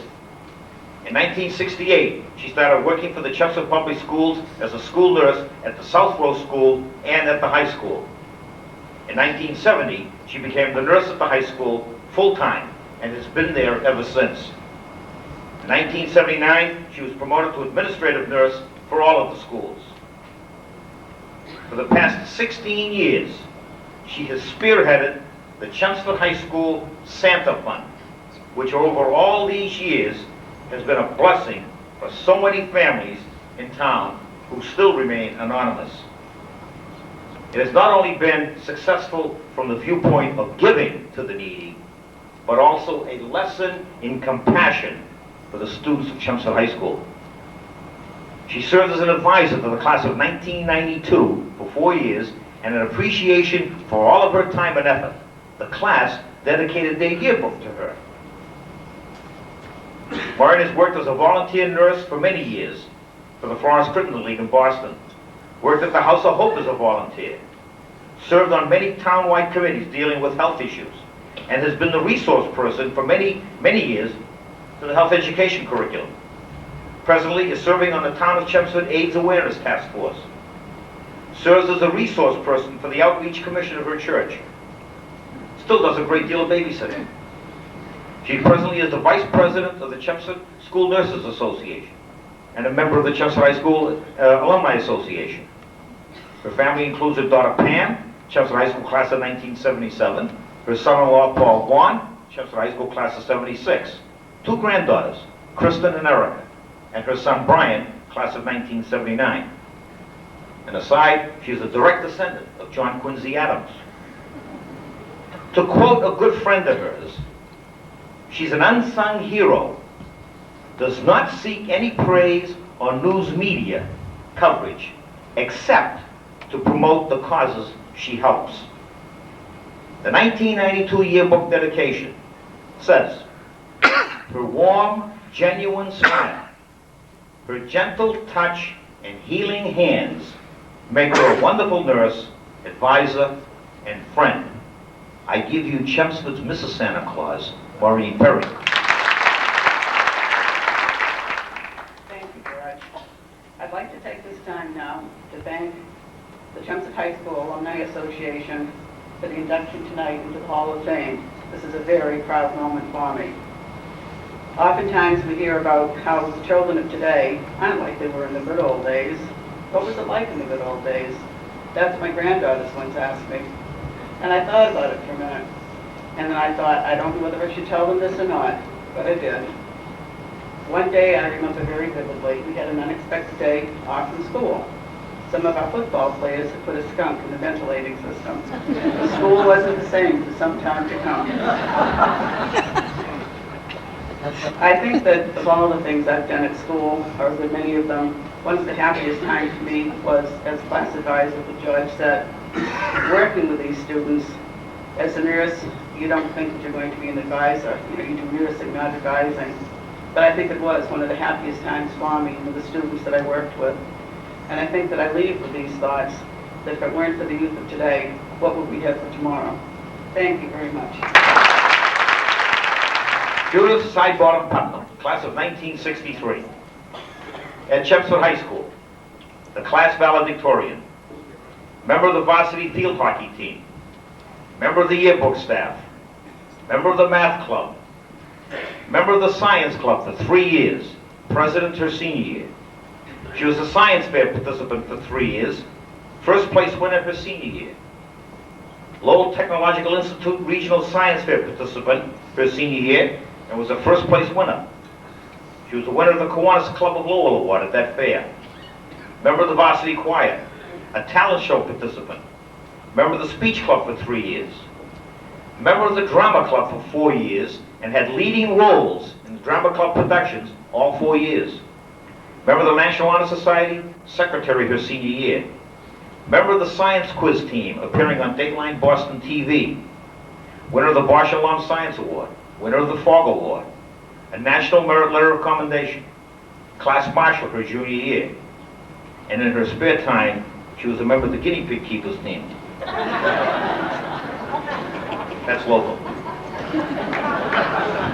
Some of you remember that. College, she attended Jackson College at Tufts University for 1 year, made the dean's list. Transferred to Lowell State. Graduated summa cum laude with a bachelor's degree in biology and education in 1967. Did graduate work, graduated from Boston College with a master's degree in chemistry in 1987. Is now pursuing the Certificate of Advanced Graduate Study at Southern Connecticut State University. Professional career. Judy was a laboratory technologist at Lowell General Hospital from 1965 to 1968. Laboratory technologist at Providence Hospital in Holyoke from 1968 to 1976. Assistant instructor of chemistry at Springfield College, 1971 to 1984. Chairman of the science department and chemistry teacher at Ellington High School in Ellington, Connecticut, from 1984 to the present time. She's done some writing. Laboratory Manual for General Chemistry. That's a private publication at Springfield College. The Springfield College Centennial Cookbook. Workshops and presentations. Has participated in numerous American Chemical Society conferences held throughout the country and in Canada. She's a member of the American Chemical Society, member of the National Science Teachers Association, member of the Connecticut Science Teachers Association, member of the Connecticut Science Supervisors Association, and is a member of the Chelmsford High School Alumni Association.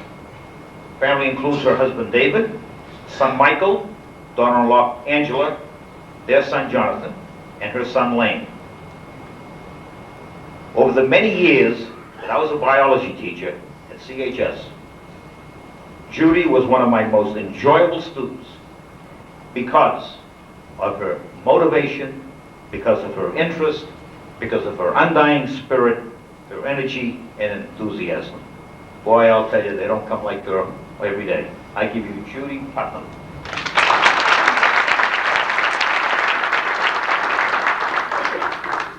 I was doing so well, too. My mother surprised me this morning by flying in from Florida, and I I've not been crying, George, but I think you did it to me. This is for Bill. I'm a teacher. I am a teacher, and that probably is no surprise even to those of you who don't know me. And I've often wondered if it's tattooed on my forehead. It seems so obvious to people. I've been a teacher for as long as I can remember, probably much to the chagrin of my parents, my younger sister and brother, and my husband. I was influenced and instructed in my craft by the very best teachers in Chelmsford. And until recently, I thought everybody remembered the names, if not the faces, of every teacher they ever had. I realize now that I remember them because I was treated as an individual by all of them. I was treated as an adult, challenged to be the best I could be, in an era when women were not always challenged to achieve. And that treatment was extremely important because, although it didn't show, I lacked self-confidence. I would like all of them to know that their life lessons have had a lasting impact on me. And my wish is that I take into my classroom that same enthusiasm, humor, understanding, and ability that all those dedicated teachers brought into theirs. I must admit, though, I never expected to be a student my whole life. Part of my challenge with my classroom kids has been to try to show them by example that they have to be lifelong learners. I also hope that they're learning that science is a verb, not just a body of knowledge, that people do science, and that it's fun. But if in my classroom they begin or continue to love learning, I will consider myself, in the words of an old friend, a whole life success. Lately, I've often thought about synchronicity, you know, when the serendipitous results, when people and ideas mesh perfectly in time. Well, that's how I remember my experiences at Chelmsford High School, and the joy of those memories has sustained me for 30 years. And tonight, your recognition of me is also recognition of all those dedicated teachers from Westlands, East, McFarland, Quessy, Center, South Row, and North Schools, and Chelmsford High School, for those teachers that passed the baton to the many of us in the class of 1963 who have become and continue to be, we hope, teachers to the soul. Thank you so much for tonight. Would you like to give your own?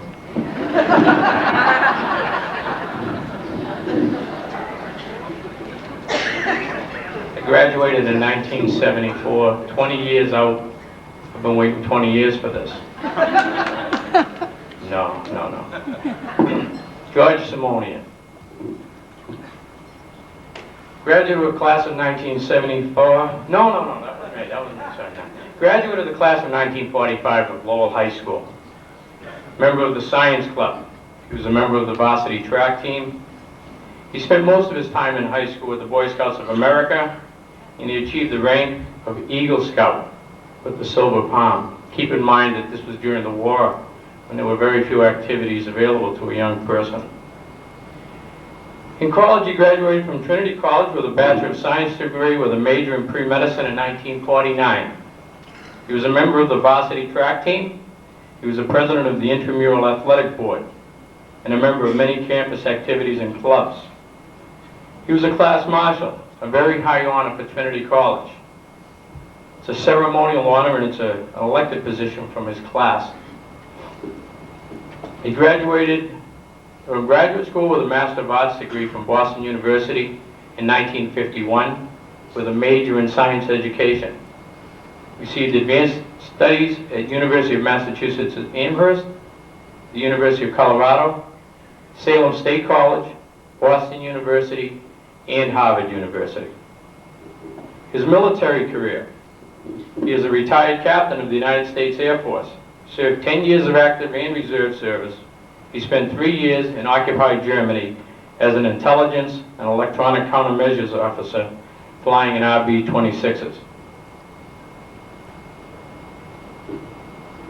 His professional career. His first teaching job was as a permanent substitute at Laurel High School in the winter and spring of 1950. His second teaching job in 1951 and 52 was at St. Peter's School in Peekskill, New York, teacher of biology and math. While there, he was the freshman coach for football, basketball, and baseball. He joined the Chelmsford High School staff in March of 1957, and he worked through 1965 in that capacity. And just a little aside, I remember George telling me how he got this job, and I think it's a little interesting. A good friend of his, Ernie Shepard, called him up one day, and George, being from the big city of Laurel, Ernie said, "Hey George, they're looking for a teacher out here in Chelmsford." And George says, "Chelmsford? That Hicksville, that big, that rural, that cow town?" And needless to say, George came out, and I think the people of Chelmsford, the school system, changed his mind, his attitude, because he moved to Chelmsford, and now he's been a resident there for a number of years. So, but that's how his first job came about. A good friend called him up. He was a teacher of biology at Chelmsford High School. He became head of the science department. He was a science club advisor. He was also athletic director. He was the first varsity cross-country coach, probably the worst. I think they lost every meet. The fact.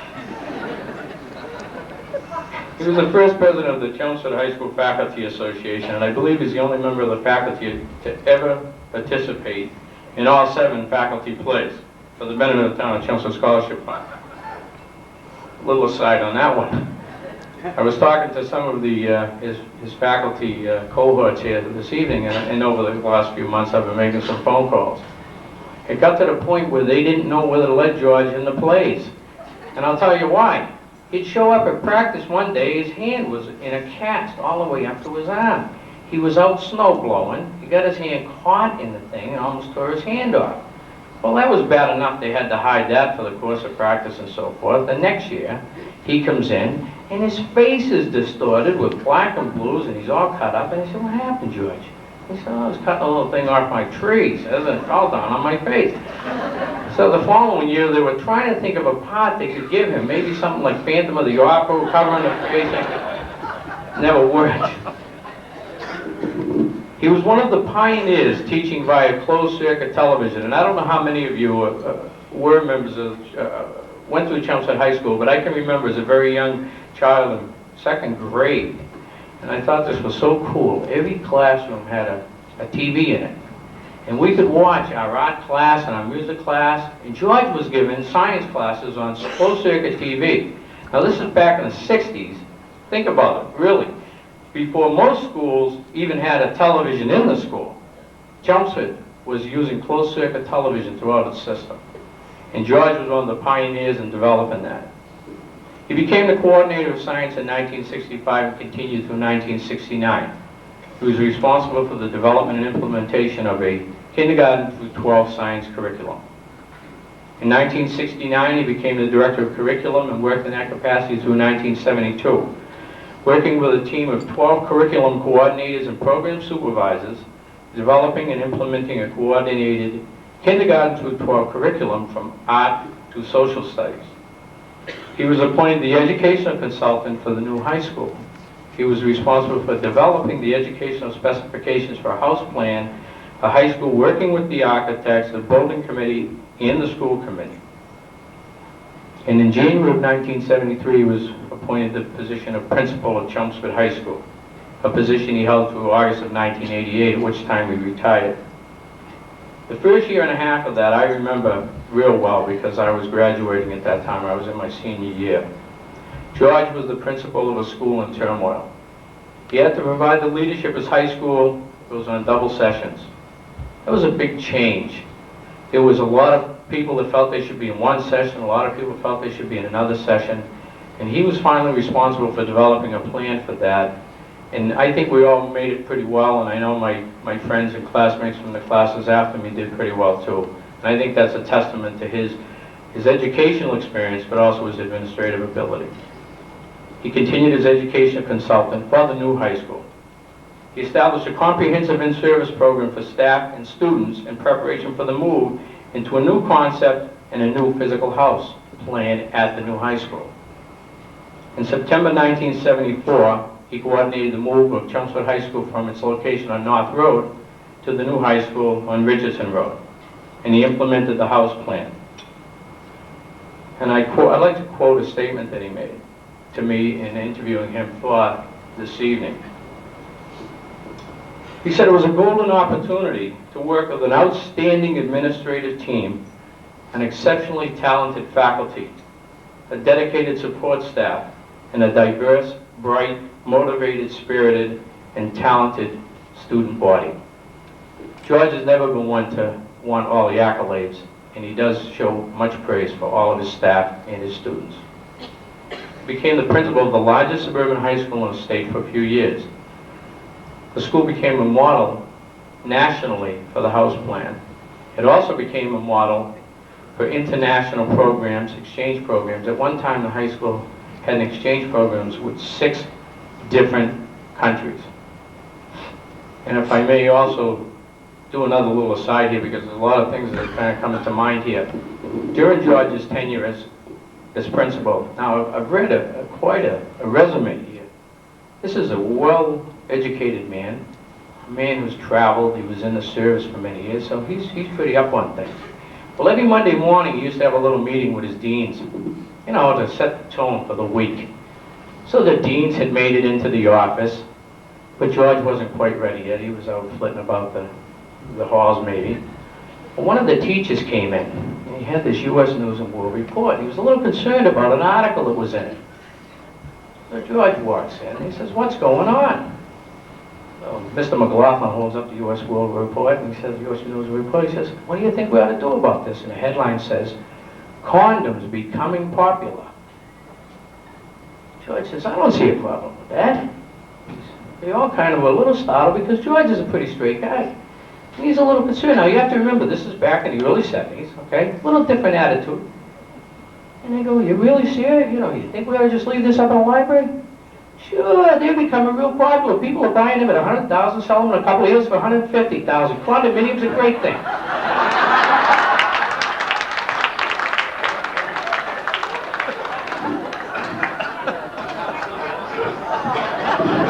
So I went out and bought one.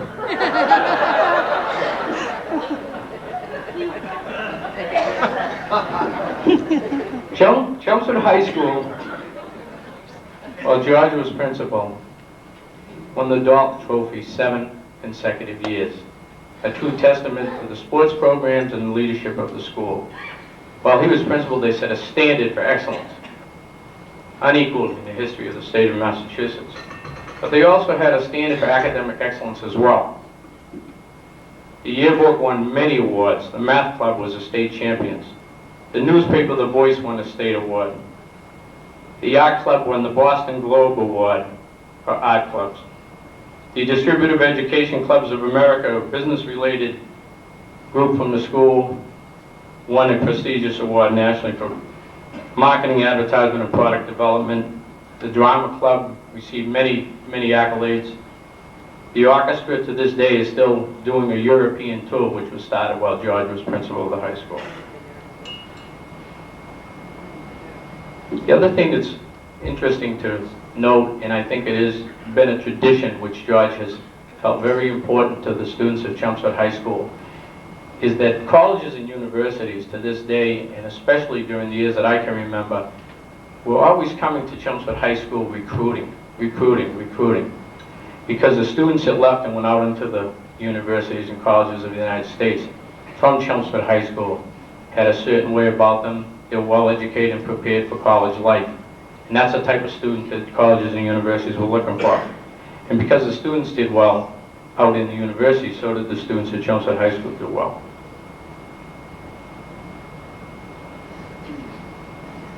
George today is a consultant with the Secondary School Principals Association. And another quote I'd like to read for you is something that he said, "One of the nicest things to be able to tell all my colleagues from all over the country, and with all honesty, is that the high school principalship is the best job in education." He truly loved his job. He truly loved the high school. George's community service.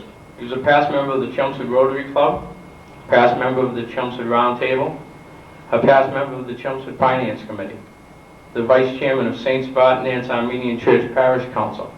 He's a member of the Pentucket Lodge of Masons. He is a member of the National Association of Secondary School Principals. He's a member of the Massachusetts Secondary School Administrators Association. He's a life member of the Disabled American Veterans. He's a charter and life member of the Chelmsford High School Alumni Association. He's presently the executive director of our board of directors, and he is one of the founders of the Hall of Fame and the Alumni Association. He's also a member of the American Philatelic Society. Stamps. S-T-A-M-P-S. Thought you had me. Awards and recognitions. National Association of Secondary School Principals, he's received the Distinguished Service Award for service to school partnerships, international exchange program on the state and national levels, and the stadium at Chelmsford High School has been named in his honor, the George Simonian Alumni Stadium. He is presently a field consultant to the National Association of Secondary School Principals. His family includes his wife, Lucy.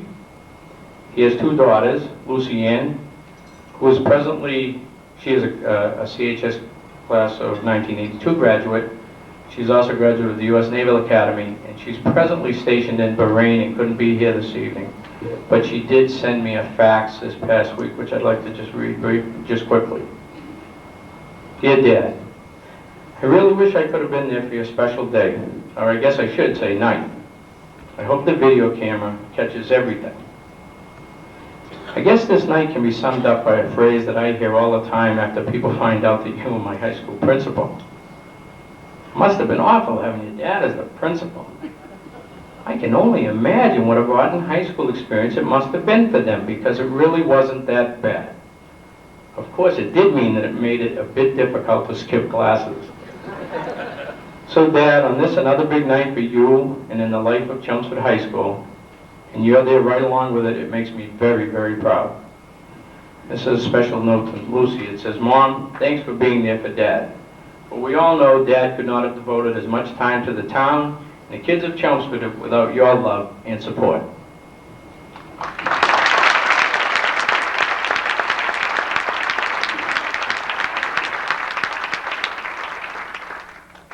George's other daughter, Lucy, is Elisa, is a CHS class of 1987 graduate and is assistant operations manager with Savin. And he has a son, Kirk, who is a CHS class of 1985 graduate. He's a graduate of the Naval Academy and is stationed in Jacksonville, Florida. I think probably the best testament I could give to George this evening, I've made some jokes and some remarks and some important statements, but something happened to him last week at a wake for a friend of all of ours. And a young man at the time was a very difficult time in his life and didn't know whether he wanted to continue on in school. He was 16 at the time. He told George some 30-something years later at a wake for his father that it was George Simonian who kept him in school with his excitement, his pride, and his invigorating teaching. He went on to become an engineer. I think that's the best praise anybody could ever give anybody. I give you George Simonian.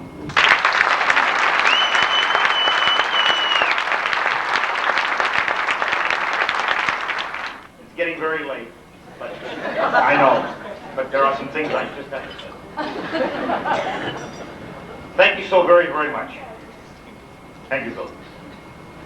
I have so many people to thank, because one doesn't reach this point alone, as you all know. First, I would like to thank my family, past and present, immediate and extended.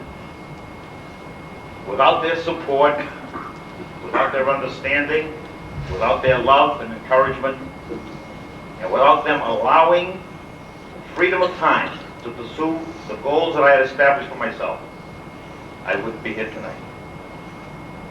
Second, I would like to thank all of my students, those that I had directly in the classroom, those that I had as their principal, those that went to the high school on Billrica Road, those that went to the high school on North Road, and those that went to the high school on Richardson Road, for their enthusiasm and their spirit, for their love of learning and their love of life, for their abilities to succeed in the classroom, in their extracurricular activities, and in their athletic arena.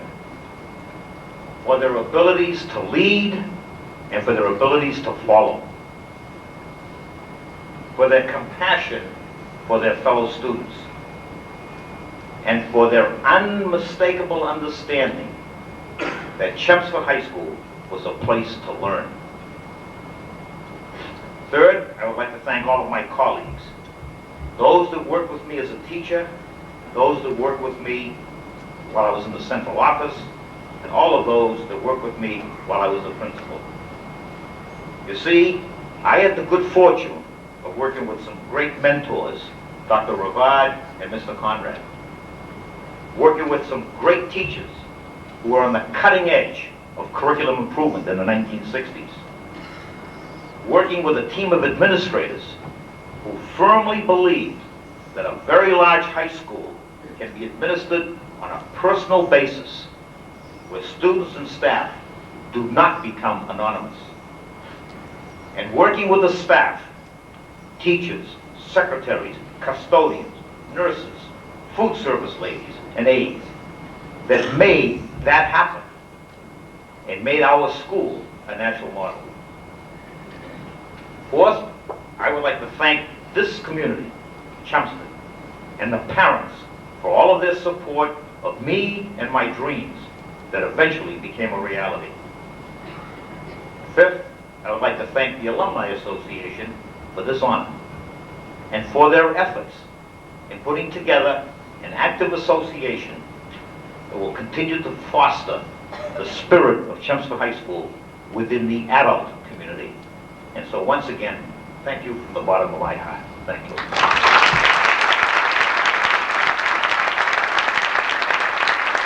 Back to being MC. And now to close. Congratulations to my fellow colleagues on the Hall of Fame. I'd like all of you to visit the high school and see the Hall of Fame wall.